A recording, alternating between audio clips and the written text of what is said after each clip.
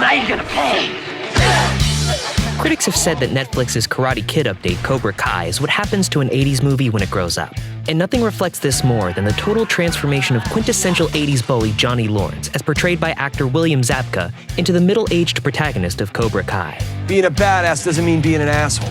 In this essay, we'll take a look at how Zabka's most famous character has managed to age somewhat gracefully, and just what exactly made his roles in the 1980s so iconic. Have a movie villain from the 80s you'd like to see get the Johnny Lawrence treatment? Leave a note for us in the comments. The Johnny Lawrence of Cobra Kai is definitely the same, let's say, jerk from the Karate Kid. So just how did Zabka and the showrunners manage to transform him from villainous archetype into a morally ambiguous hero?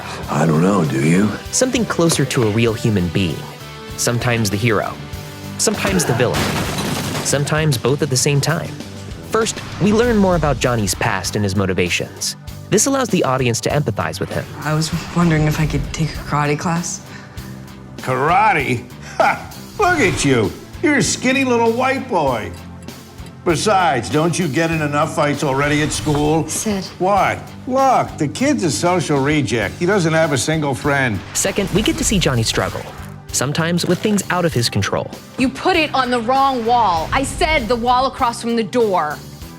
This is the wall across from the door. Not that door, idiot. The door. Sometimes with things totally in his control. We all agree that he should know better, right? It's not his fault! Third, and most importantly, we get to see that most heroic of qualities, the ability to grow as a person. How about we make a deal? You promise yourself to do positive things. Be a better person. I already tried that. I put everything I had into my students. I taught them to be tough and show mercy. I thought I was doing the right thing.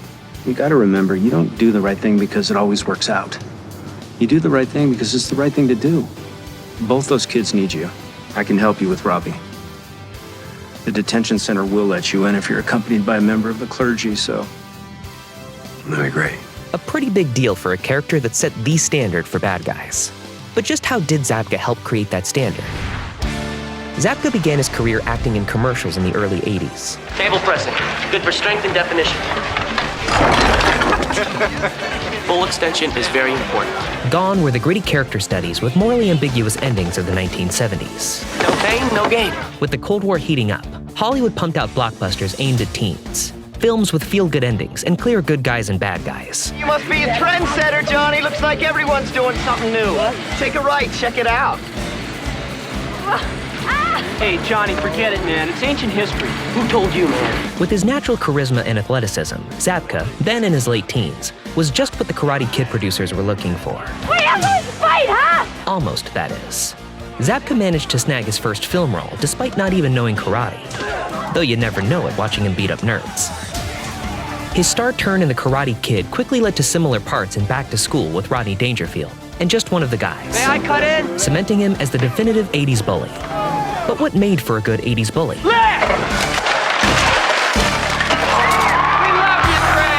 First, the bully had to be physically intimidating. The key is to work out every possible minute. Like, say you don't have any weights. You use freshmen. I'm serious. You're scaring me. This will just take a minute. Okay, get a good grip. Bend your knees and lift. 1, 2, 1, 2. The bully had to be rich. You have a date? With whom?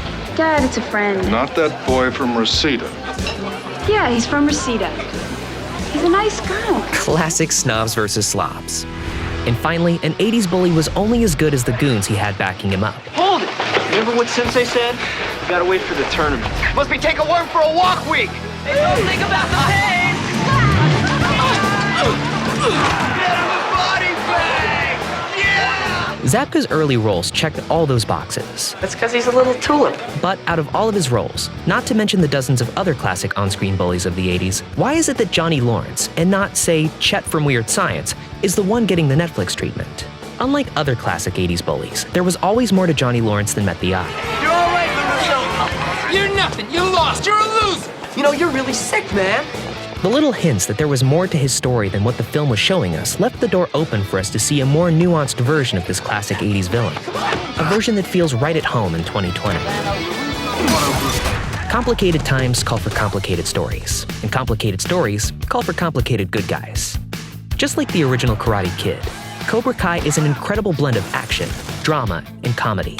And by telling its story from the perspective of the classic 1980s bully, it also manages to be incredibly smart. Yeah, of course, not an idiot. Are you a fan of Cobra Kai?